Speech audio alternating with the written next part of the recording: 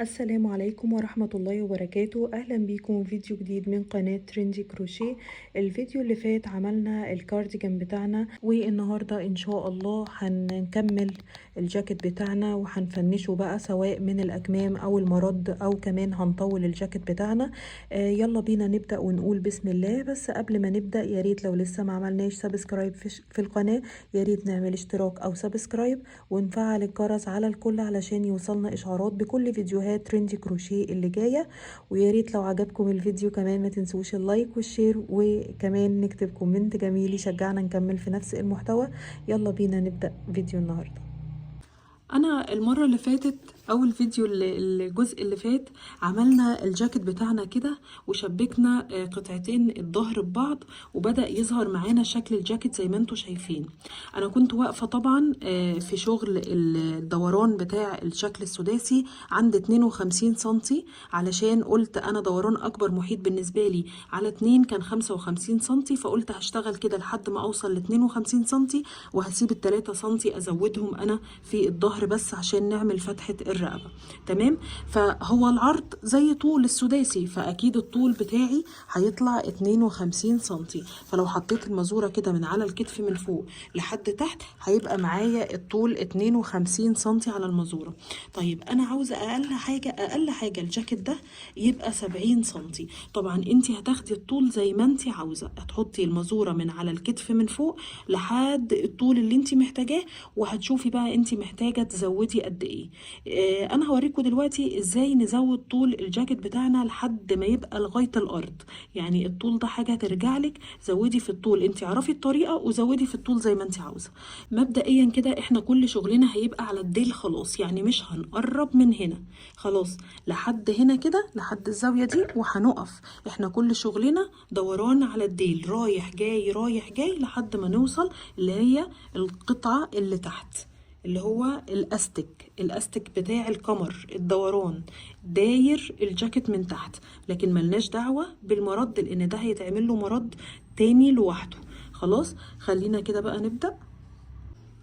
طيب انا كل اللي عملته ان انا بس لفيت كده، جبت الديل قدامي، ديل الجاكيت او الجاكيت من تحت قدامي علشان اعرف اشتغل واعرف كمان اصور لكم. تمام. فهنا اهو انا اول غرزة عندي اهي، اول غرزة اهي هعمل فيها ايه؟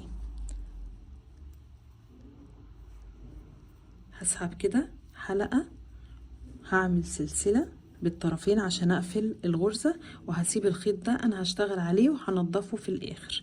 انا ارتفعت بسلسلة، هرتفع كمان باتنين، يبقى ده كده اول عمود بالنسبة لي، وتاني عمود، تالت عمود، سلسلة، الفراغ اللي بعده اول عمود، تاني عمود، تالت عمود، سلسلة. في جديد بقى؟ لا مفيش اي جديد، خلاص هنمشي كده لحد دوران بقى، دوران لحد ما اوصل للناحية التانية من المرد. بصوا مظبوطة جدا، مفيش حاجة طالعة عن حاجة، مفيش سطر طالع عن سطر، لان ده مهم جدا، لان احنا هنشتغل في الفراغات دي بقى بعد كده بطول الجاكيت. هنشتغل المرد اللي قدام سواء هتقفليه بزراير او هتسيبيه مفتوح، بس لازم يبقى مظبوط جدا علشان احنا هنشتغل فيه. بصوا اهو هفضل ماشية شغلي العادي بقى، اللي هو مجموعة من 3 عمدان في كل فراغ، بينهم وبين المجموعة اللي بعدهم سلسلة. هلف كده ده كله انا، وطبعا هرجع لكم في نص الظهر اللي احنا قفلناه ببعضه علشان ما تتوهوش مني في النقطة دي. وصلت هنا، وده اهو ده السطر اللي كنا قفلنا بيه.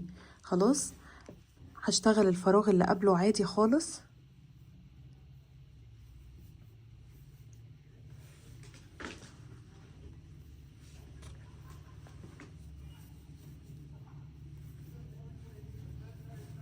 تلاتة عمود اهو في الفراغ،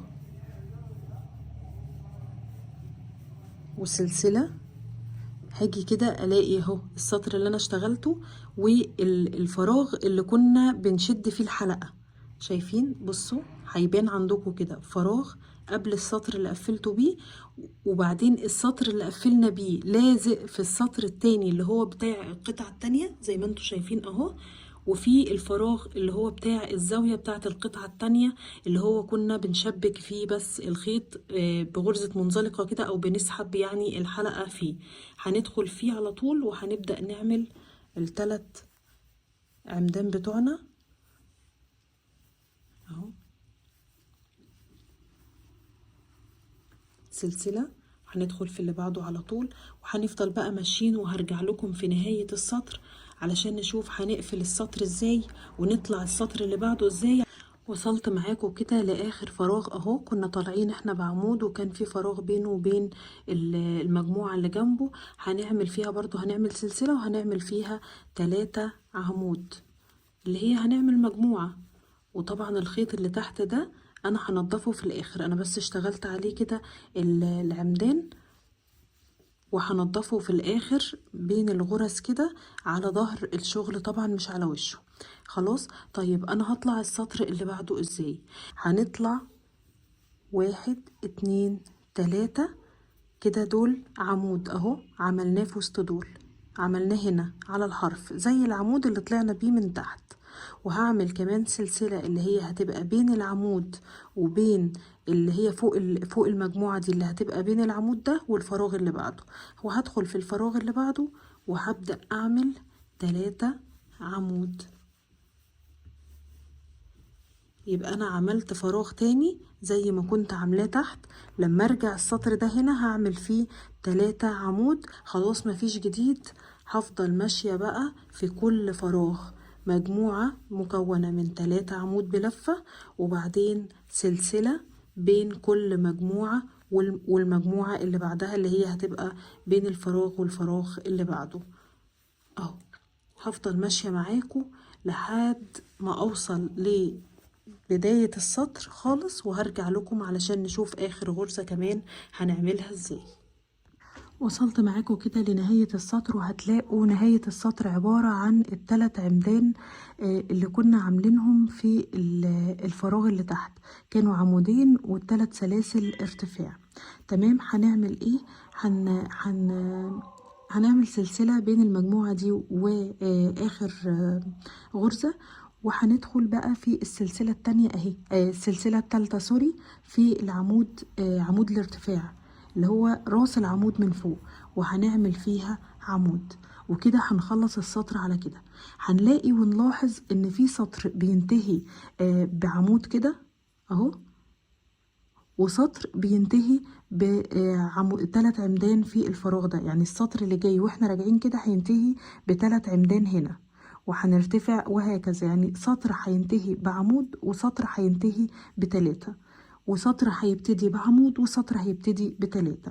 بالنسبة للسطر اللي جاي هنطلع 3 سلاسل، وده هنعتبره اول عمود في الفراغ ده، وهندخل وهنعمل كمان عمودين، يبقى هو سطر اهو. السطر ده كمان هيبتدي ب3 عمود. هي شرحة نفسها على فكرة، هو كل الاختلاف بس في نهاية وبداية كل سطر اهو. زي ما قلت لكم هتلاقوا مرة بيبتدي ب3 عمدان ومرة بيبتدي بعمود واحد، مرة بينتهي ب3 عمدان ومرة بينتهي بعمود واحد، وبس كده. هنفضل بقى رايحين جايين بعدد سطور لحد ما نوصل لطول الكارديجان او الجاكيت اللي احنا عاوزينه، ان شاء الله حتى تعمليه لحد الارض زي ما قلت لك. تمام كده، هوصل للطول اللي انا عايزاه وهرجع لكم تاني علشان نشوف الخطوة اللي جاية ايه.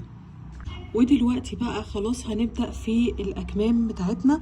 وقبل ما نبدأ في طريقة عمل الكم، احنا لازم في مقاس لازم ناخده، وهو المقاس من عند فتحة الرقبة اهو. انا عامله كم من الكمين، المقاس ده اللي هو من عند فتحة الرقبة مرورا بالكتف بقى كده لحد المعصم من قدام، سواء كان الشخص قدامنا او اي بلوفر او تي شيرت موجود عندنا ليه. هناخد المسافة زي ما قلت بالمزورة من اول فتحة الرقبة لحد معصم الايد من قدام، يعني لحد طول الكم اللي انا محتاجاله. تمام. وهطرح منه بقى المقاس اللي احنا بالفعل عملناه اللي هو ده اهو انا سايبه لكم الكم التاني زي ما هو، اللي هو المسافه ما بين الرقبه لحد طول الكم اللي احنا اوريدي عملناه.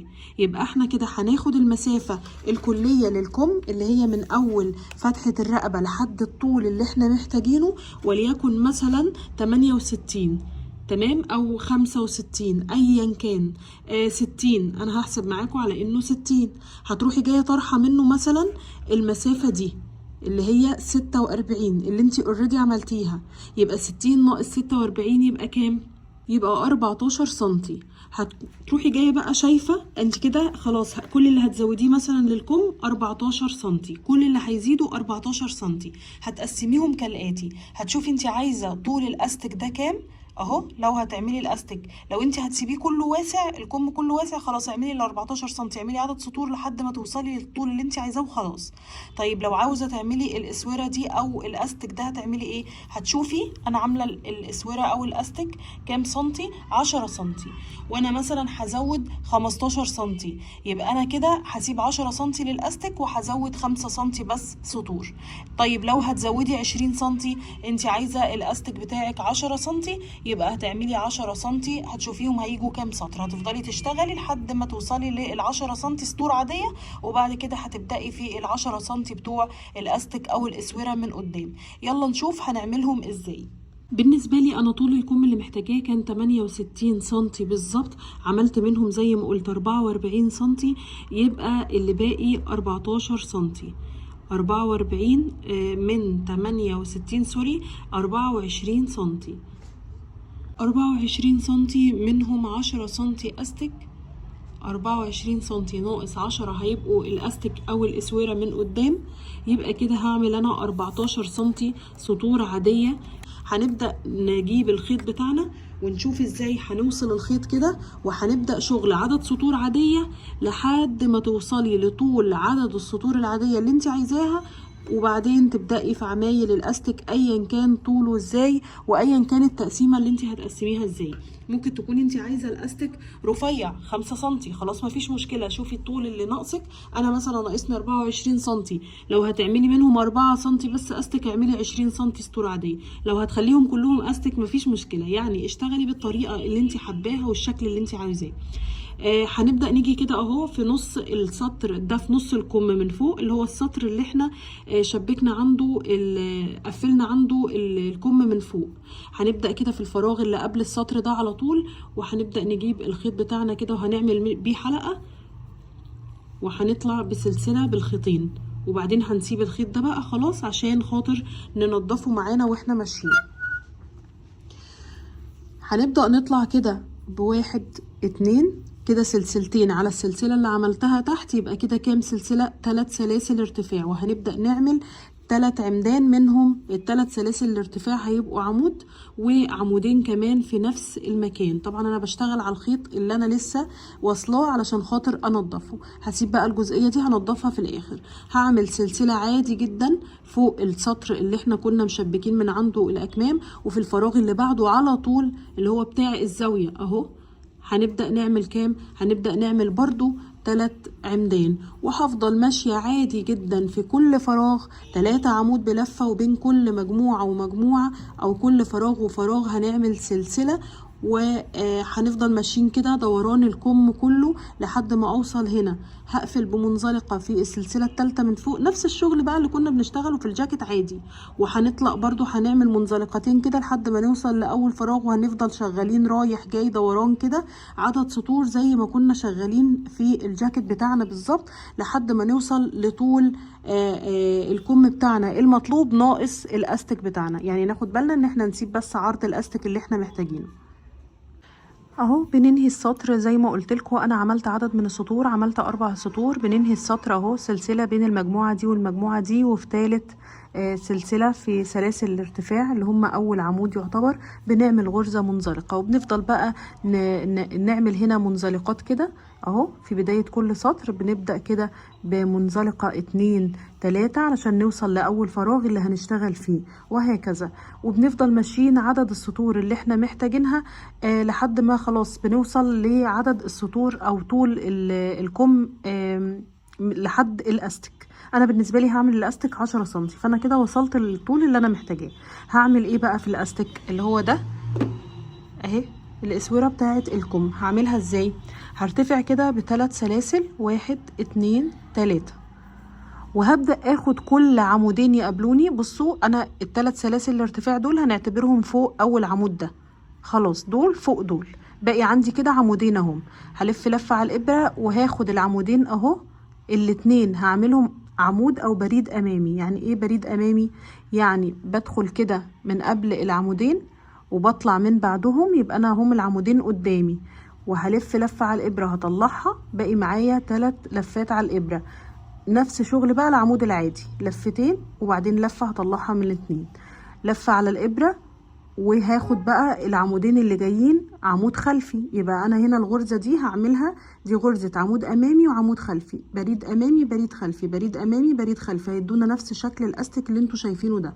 فأنا كده عملت أول عمودين عملتهم بريد أمامي، تاني عمودين هعملهم بريد خلفي. البريد الخلفي بنعمل ايه؟ بندخل من ورا العمودين وبعدين لقدام وبعدين بنطلع من قدام لورا، فبيبقوا العمودين خلف الإبرة، تمام؟ فبيبقى ده بريد خلفي. ونفس الشغل 3 حلقات على الإبرة، بلف لفة اطلعها من 2 والف لفة واطلعها من الحلقتين اللي باقيين، وهفضل ماشية بقى اهو. هيقابلني اخر عمود هنا واول عمود هنا، هاخدهم الاتنين كده وهعملهم بريد امامي. كل عمودين هعمل فيهم بريد امامي، وكل عمودين بعدهم هعمل فيهم بريد خلفي. يبقى انا كده بعمل تناقص عشان الكم يبقى شكله منفوخ زي ما انتوا شايفين، الاستك يبقى نازل على ضيق. فانا كده هعمل ايه؟ بعمل غرزتين مع بعض، مش همشي بقى بريد امامي بريد خلفي، لا همشي 2، يعني غرزتين في غرزة بريد امامي وغرزتين في غرزة بريد خلفي، وهفضل ماشية على كده اهو السطر كله لحد ما اوصل هنا، لحد ما اوصل عند ال3 سلاسل الارتفاع اللي انا ارتفعت بيهم في اول السطر. يبقى هفضل ماشية اهو كل غرزتين عشان ما نتلخبطش تاني، كل غرزتين هعمل فيهم غرزة، مرة بريد امامي ومرة بريد خلفي لحد اخر السطر.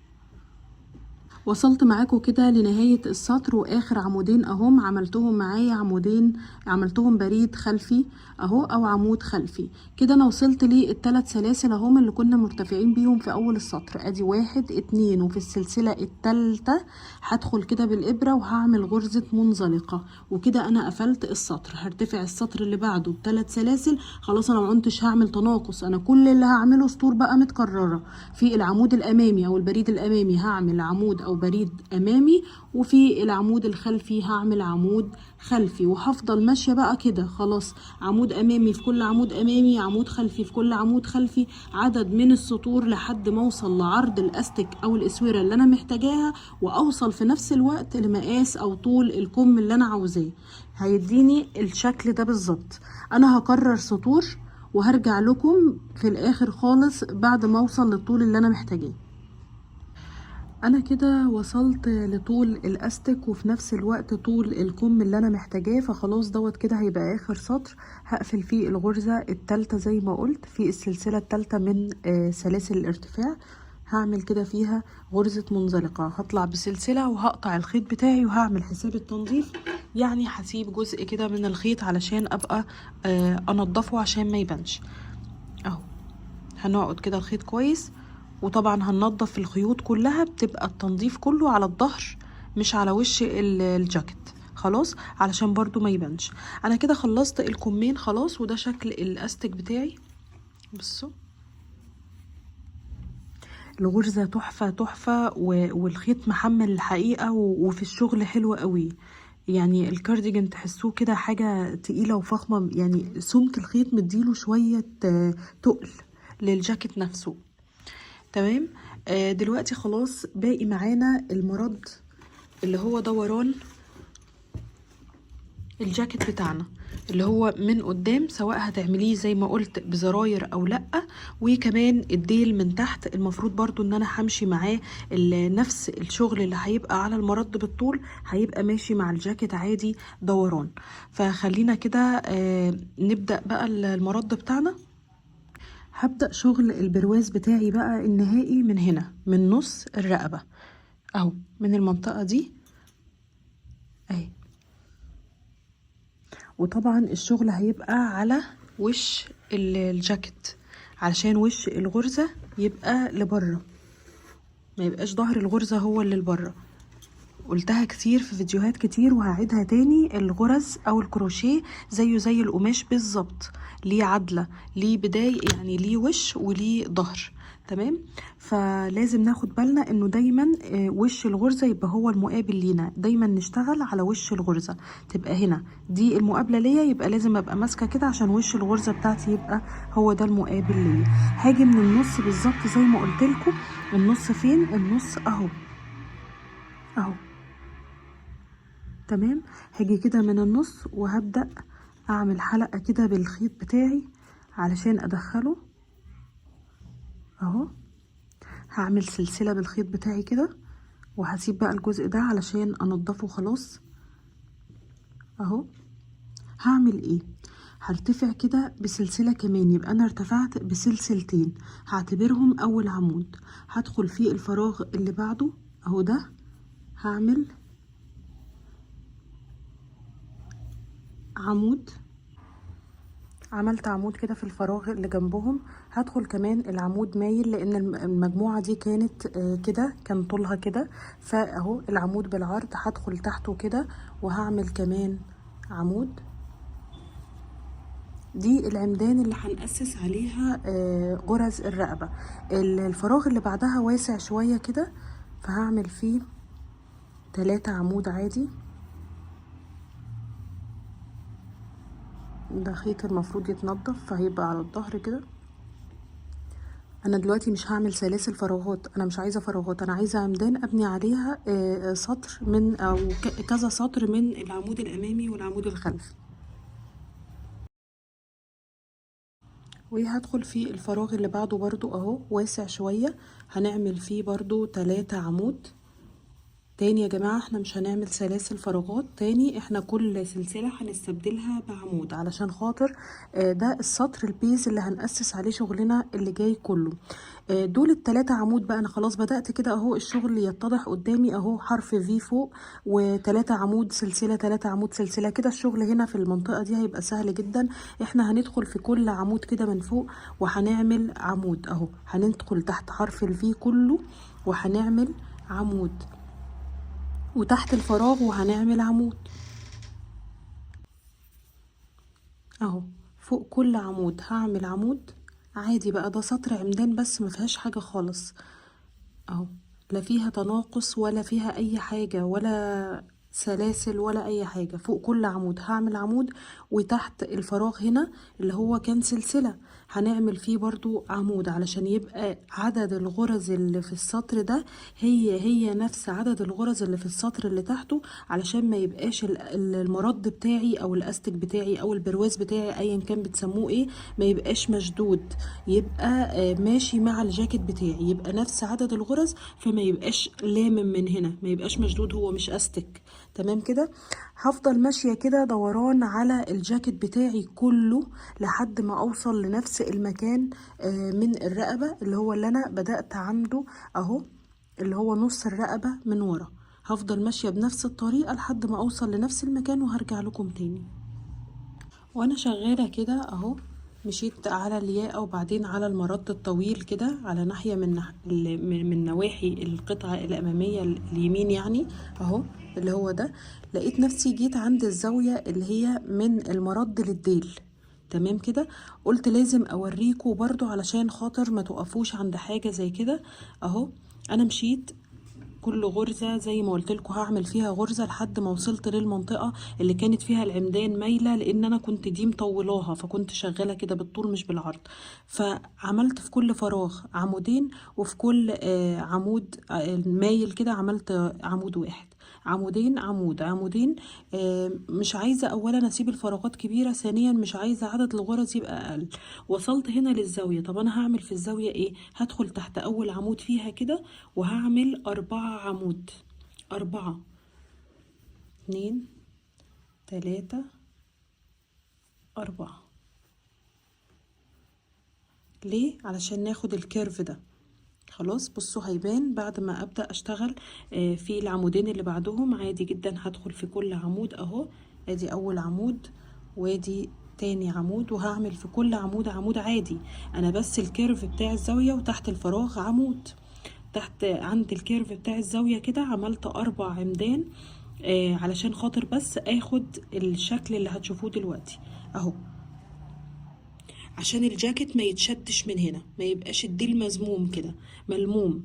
تمام. فعشان ياخد الكيرف ده عملت 4 عمدان هنا في الزاوية.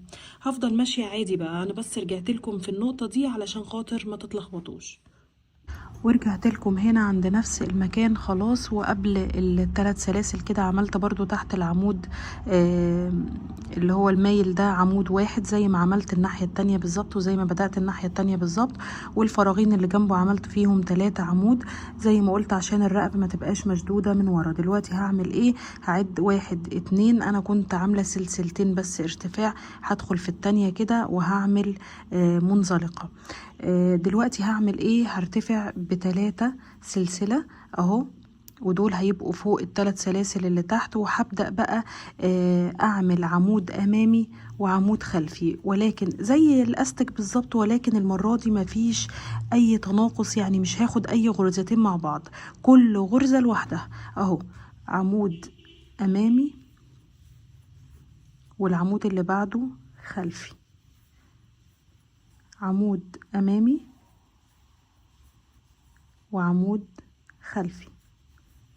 العمود الامامي للي ما يعرفوش وما خدش باله منه في الاستك، بنلف لفه على الابره زي العمود العادي بالظبط، نفس الخطوات، ولكن بدل ما ادخل جوه العمود كده، هي دي الخطوه الوحيده المختلفه، لا بدخل قبل العمود وبطلع من بعده عشان العمود يبقى قدامي.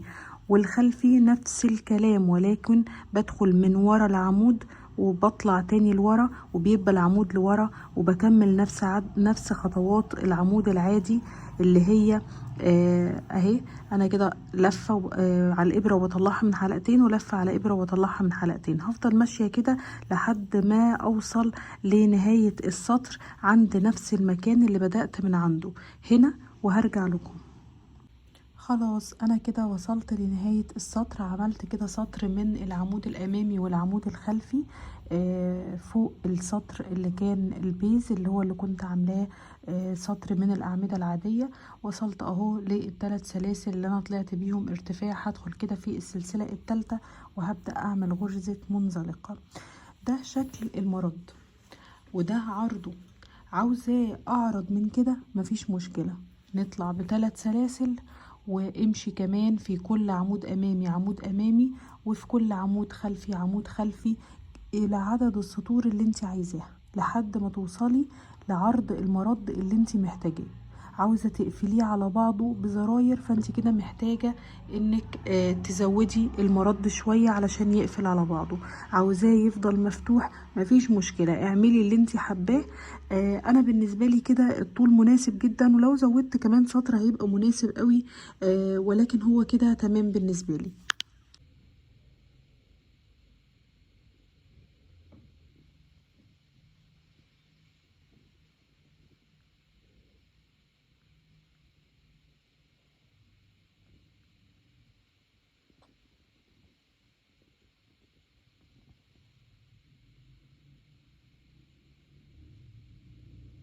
وبكده نكون وصلنا لنهاية الجزء الثاني ونهاية فيديو النهاردة.